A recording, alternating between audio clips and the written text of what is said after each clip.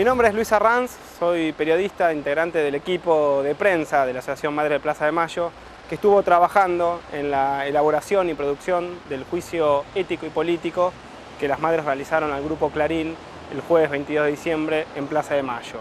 Para poder apreciar todas las pruebas, decidimos emitir todo el juicio político en 3 fragmentos, en 3 programas sucesivos, donde se podrán ver cada uno de los testimonios. En el programa de hoy analizaremos los casos del diario Clarín y Radio Mitre, 2 de las empresas del Grupo Clarín.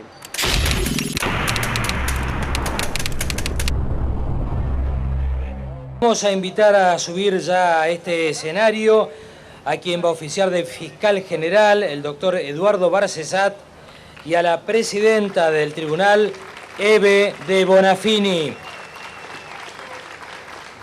Van a decir que es cacería de brujas.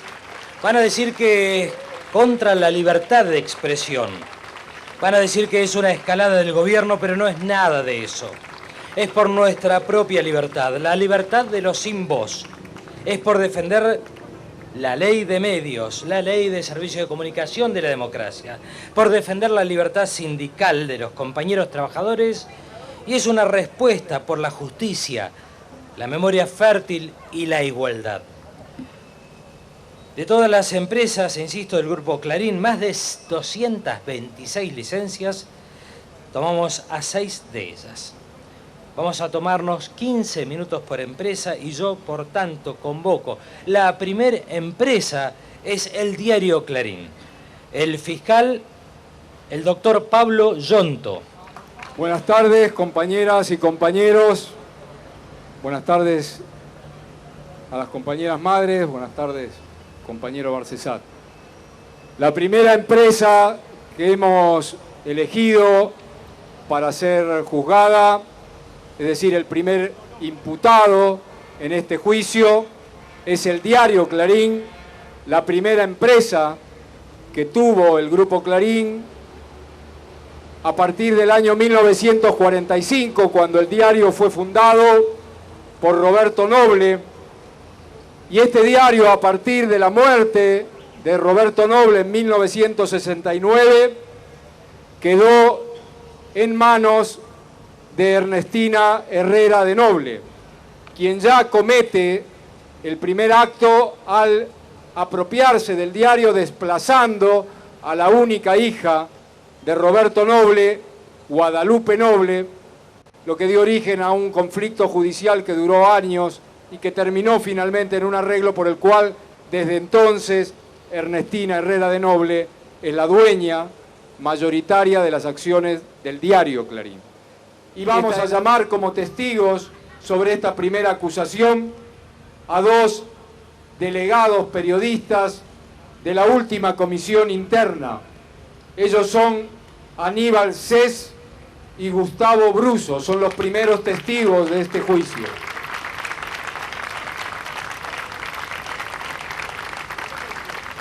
Y se empezaron a suceder despidos encubiertos, o sea, llamaban a gente que hacía muchos años que trabajaba y les ofrecían la indemnización. Eso venía sucediendo mes a mes, hasta que empezaron con los despidos sin causa, digamos. Esto generó una asamblea espontánea de los trabajadores en la redacción, de los trabajadores, de los periodistas, y decidimos formar una comisión interna. En realidad era completar una comisión interna que ya existía, pero que no representaba a los trabajadores. De hecho, habían 2 delegados a los que no los conocíamos nosotros. Pero de verdad no los conocíamos, no estaban en el diario. Y aparecían a veces. Justamente ese día, cuando se hace la primera asamblea, aparecieron. Y fueron repudiados por el personal, y en esta asamblea se decidió, aparte de la conformación de esta comisión interna, que no iba a haber ningún despido más en Clarín sin que hubiese una reacción de parte del personal. Bueno, nada, y finalmente, como la mayoría de ustedes saben, terminamos todos despedidos en la calle con una represión policial importante en la puerta del diario, con una derrota importante en cuanto a lo que significó para nosotros, lo que nosotros llamamos en ese momento 100 días de democracia. Fueron los primeros 100 días de democracia desde que había vuelto la democracia real al país dentro del diario Clarín.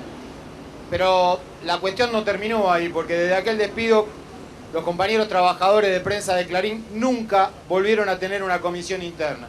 Nosotros lo que venimos a denunciar acá es la histórica persecución sindical que hay en ese diario. No fuimos la primera comisión interna despedida. Sabemos que no vamos a ser la última comisión interna perseguida. Pero lo que queremos decir es que nuestros compañeros que siguen trabajando ahí son trabajadores de prensa, que están ganando su salario y que no tienen posibilidad de organizarse. Los persiguen, los limitan en lo que pueden publicar y realmente los dejan absolutamente sin voz. Segunda acusación contra el diario Clarín: censurar a sus periodistas, manipular la información de acuerdo a sus propios intereses empresariales y comerciales, y la complicidad con la última dictadura cívico-militar.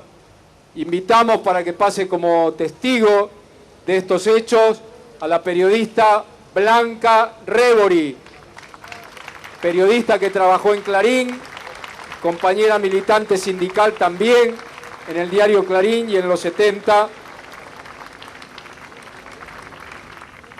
Yo pertenezco a una generación anterior. Nosotros fuimos echados con la dictadura en 1976. La comisión interna en pleno y muchísimos trabajadores sindicalistas. Tengo un recordatorio para no olvidarme los puntos fundamentales, así que discúlpenme que voy a leer algunos de ellos.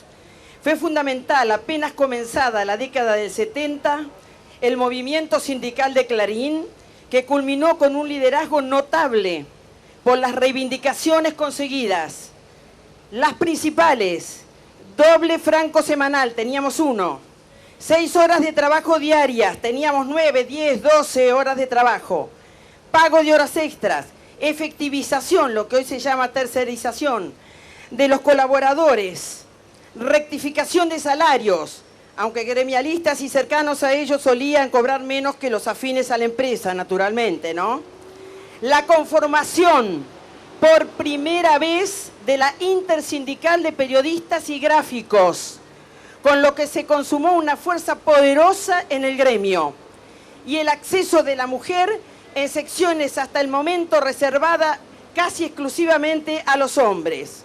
Fueron 5 años de plena organización sindical que incluía también los debates de contenidos en la redacción. También eso. Todo terminó con la complicidad de Clarín y la dictadura del 76. Sus consecuencias, poco antes y después del golpe: despidos masivos, desapariciones y exilio de compañeros sindicalistas. En mi caso, despido luego de haber sido candidata a delegada por la redacción de Clarín y de haberse anulado las elecciones. Hemos elegido nada más que de las decenas y decenas de artículos y páginas que demuestran la complicidad y la participación de Clarín en el terrorismo de Estado, la tapa de Clarín con que celebró la llegada de la dictadura. Nuevo gobierno ponían. Y hoy, como han visto ustedes, el diario del domingo en Clarín, en la tapa ponen un artículo de la Constitución Nacional, y el día que la Constitución Nacional fue pisoteada, Clarín prácticamente festejaba y celebraba con esa tapa. Diario Clarín: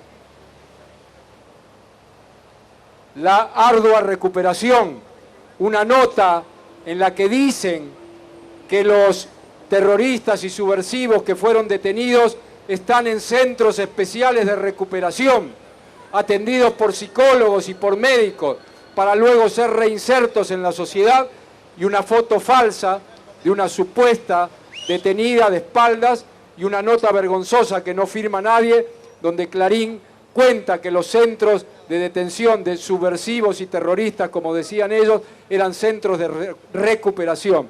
Eso decían sobre los centros clandestinos.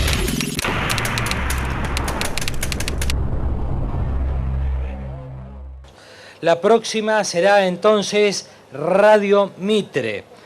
Y el fiscal convocamos al periodista y licenciado en comunicación Luis Sarranz, integrante del equipo de prensa de la Asociación Madres de Plaza de Mayo. Buenas tardes a todos y todas. Gracias, madres, por esta posibilidad de socializar la palabra. Voy a leer en nombre y en representación del equipo de prensa de la Asociación Madres de Plaza de Mayo la imputación a Radio Mitre. Imputamos a Radio Mitre, emisora insignia del Grupo Clarín, y a través de ella a las 140 repetidoras pertenecientes al holding, cuya existencia pone de manifiesto la posición dominante y hegemónica de la empresa, a punto tal que ilegalmente impide la diversidad de voces garantizadas por la Ley de Servicios de Comunicación Audiovisual. Como si no bastara con estas cuestiones, Radio Mitre manipula la información que emite, tergiversando fuentes, censurando a los profesionales de la emisora, prohibiendo ciertos temas, falseando la verdad con descaro y realizando verdaderas manipulaciones mediáticas más propia de una oscura central de operaciones que de una emisora radial. Por tales razones, convocamos como testigo en primer lugar y a través del testimonio grabado para tal sentido al licenciado en Comunicación Social y máster en Periodismo, Gleb Postolsky, director de la carrera de Comunicación Social de la Facultad de Ciencias Sociales de la Universidad de Buenos Aires y especializado en políticas de medios masivos y derecho a la comunicación.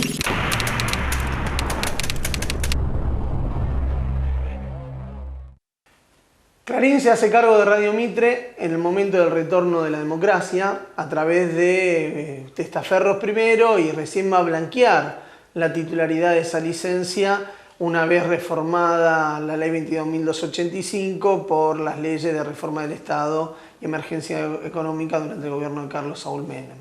Pero lo cierto es que al momento de iniciar su intervención como grupo dentro de la emisora radial, tanto en la AM Mitre como en la FM 100, eso no estaba permitido por la ley vigente en ese momento. Por lo tanto, queda claro que las primeras acciones del grupo, que ya estaba en una plena fase de expansión, la incorporación como parte de la empresa de papel prensa durante los años de la dictadura, más la expansión hacia la zona audiovisual, en principio con la Radio Mitre, da cuenta de una política basada en la impunidad, basada en la cada vez mayor presencia mediática del grupo en general y cómo esa presencia mediática implicaba un condicionamiento frente al poder político. En ese sentido, durante toda la década del 80, en el retorno democrático, Clarín fue imponiendo cada vez más su capacidad sinérgica. Radio Mitre se va a convertir a lo largo de esa década en la principal radio AM, el diario Clarín era el principal diario de circulación a nivel nacional y va a empezar a formatear en términos de agenda el decir de la radio, principalmente en el segmento central matinal. No es menor estratégicamente la expansión de Clarín hacia Radio Mitre en ese sentido. Y además, si bien siempre tuvo management diferenciados, separados y por lo general cuerpos periodísticos y redacciones diferentes, claramente uno puede empezar a leer en la década del 80 como hay una sincronía en los principales intereses empresariales, en los principales intereses de posicionamiento frente al poder político. Un ejemplo para eso, para poder citarlo nada más, es el famoso síndrome de la Ferrier, cuando el senador de la provincia de Entre Ríos pretendió llevar adelante un proyecto de ley que hablaba sobre el derecho a réplica y fue absolutamente enfrentado por el sistema de medios en general. Desapareció de las páginas de Clarín y, por supuesto, desapareció del aire de la Mitre.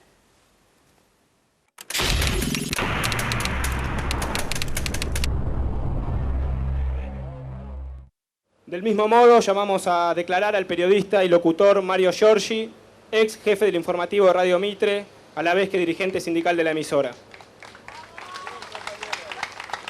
Yo regresé de un periodo de vida en Mendoza en el año 1982, después de Malvinas, y estaban convocando al equipo del informativo de Radio Mitre que iba a ser aparentemente el que iba a quedar con la empresa que iba a privatizar.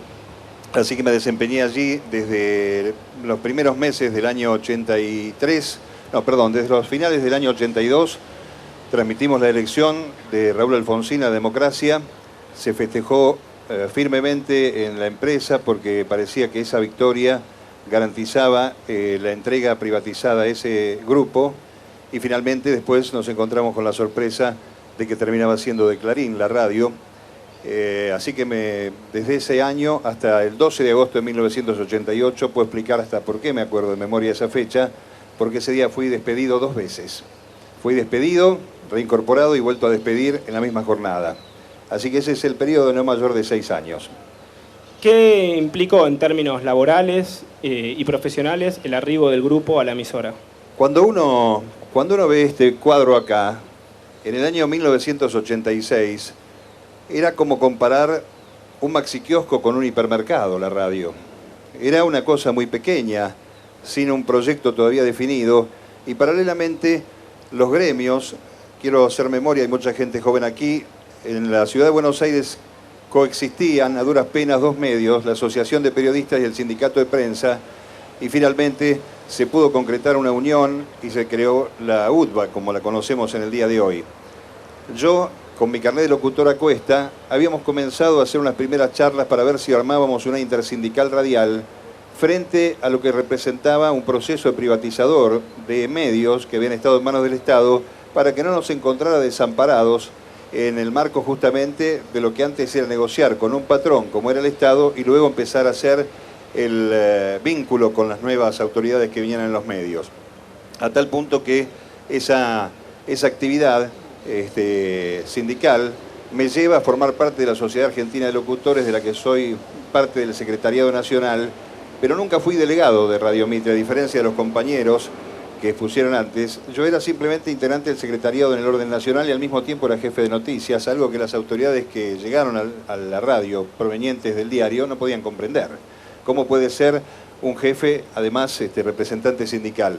Y yo iba notando, a medida del paso del tiempo, que había una gran consideración desde lo profesional, pero un gran maltrato desde lo sindical, como la sensación de que te reconocían artísticamente, por tomarlo entre comillas, pero te arrimaban cada vez más al abismo. La verdad, estar acá agradeciéndole a las madres es cerrar también ese círculo, porque cuando uno en el año 88 contaba lo que pasaba, lo que era Clarín, la flexibilización en los medios, y los compañeros me decían en mi empresa esto no va a pasar, tengan cuidado porque el mal ejemplo cunde y rápido cuando sobre todo se puede conseguir dinero a partir de eso, y eso fue lo que afectó y flexibilizó la profesión, y aún hoy tenemos que pagar todavía estas consecuencias. Así que imagínate que en el marco de la ley de medios, ese diario que se quedó con papel prensa en forma espuria, que se quedó con la sangre en el ojo porque la dictadura le dio la ley a 3 radios privadas que había en Buenos Aires en el año 80, Rivadavia, del Plata y Continental, radios que ganaron ese premio por haber andado por acá diciendo que los argentinos somos derechos humanos en el gobierno de la dictadura, y mientras las madres, los organismos de derechos humanos estaban haciendo su denuncia ante la Comisión Interamericana de Derechos Humanos, cosa que quiso ser tapada por esos medios. Bueno, esos medios ganaron la ley de medios de la dictadura, el decreto ley. Clarín quedó con la sangre en el ojo e hizo lo que pudo para poder llegar a ella de la forma que ya fue explicitada previamente aquí, ¿no? Borrando el artículo 45, a cada gobierno de la democracia Clarín le ha sacado un medio y le ha sacado una expansión, hasta que conseguimos finalmente hacer realidad esta ley de servicio de comunicación audiovisual, todas las voces en el aire y estas voces nuestras también para juzgar ese pasado que todavía nos golpea y muy duro. Muchas gracias. Muchas gracias. Además, solicito incorporar como prueba fragmentos de algunos audios radiales del año 2010, en los que Chiche Helblum, conductor de Hola Chiche en Radio Mitre, se refiere a su rol en la dictadura. Pido autorización para escuchar un fragmento de esos audios.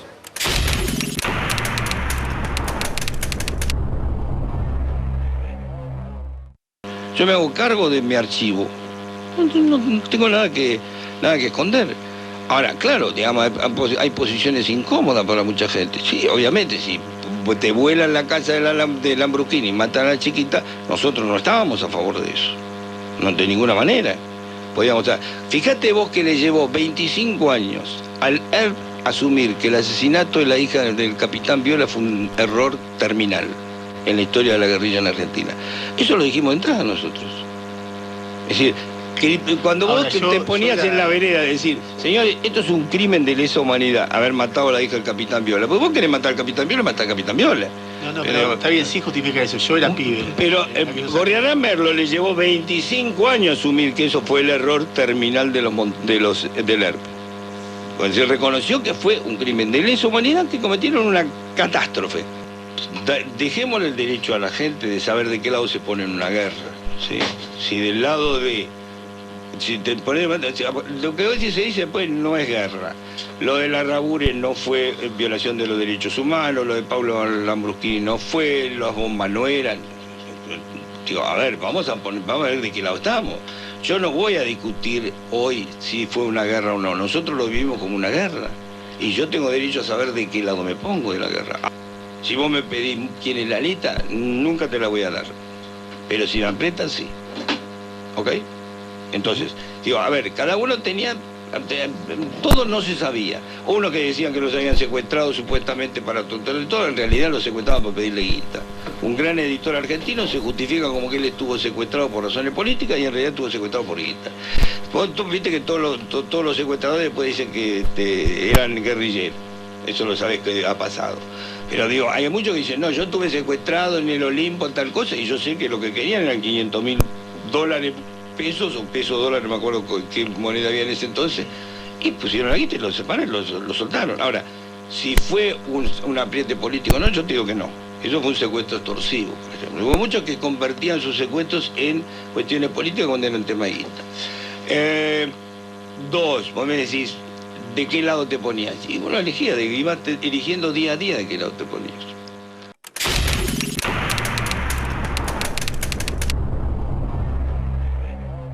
En el próximo programa veremos los casos de Canal 13, Cablevisión y TN, que se desarrollaron en el juicio ético y político al Grupo Clarín.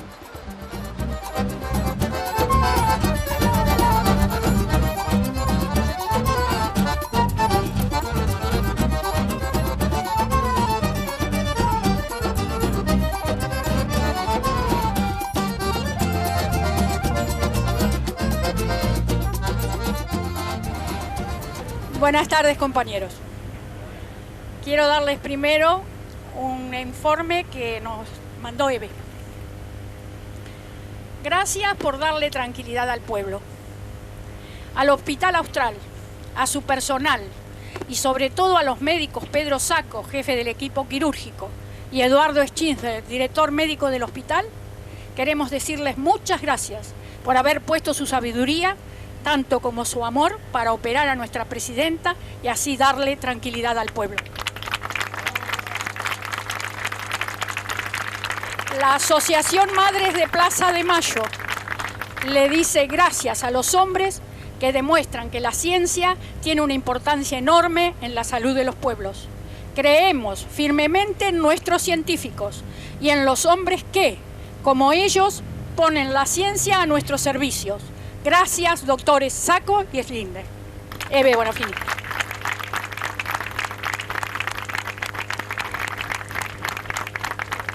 No puedo dejar de compartir con ustedes la alegría del jueves próximo pasado.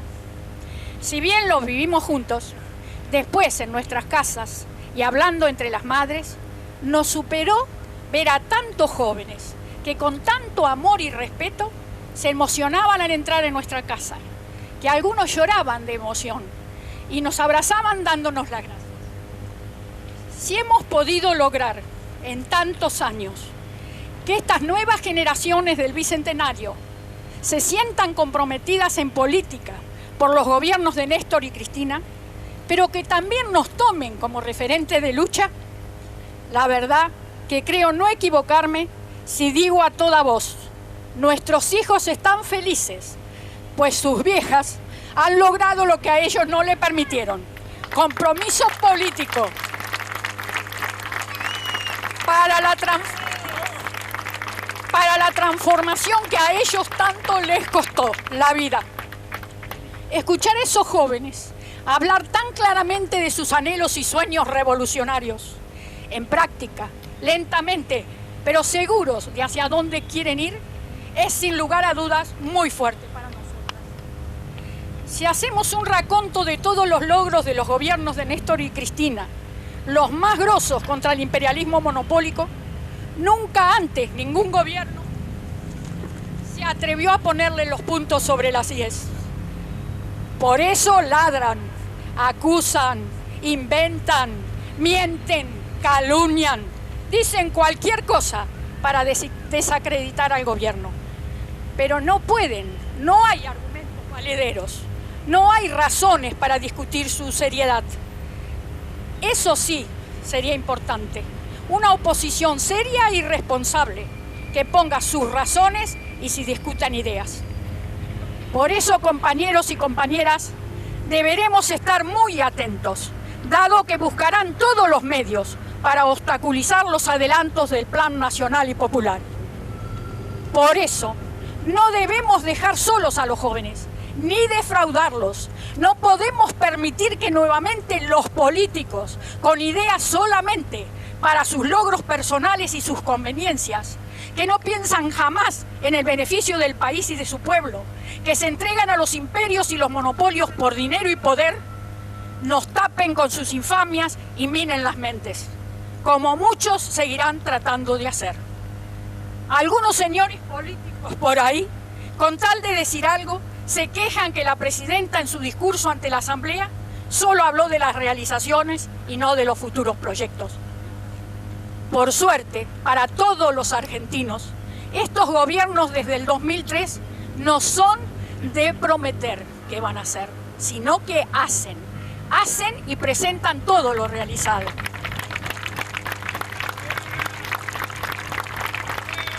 Lo que a estos señores sin duda les molesta es que han hecho mucho, pero a ellos el pueblo no los votó. ¿Qué pasó? ¿No les creyó?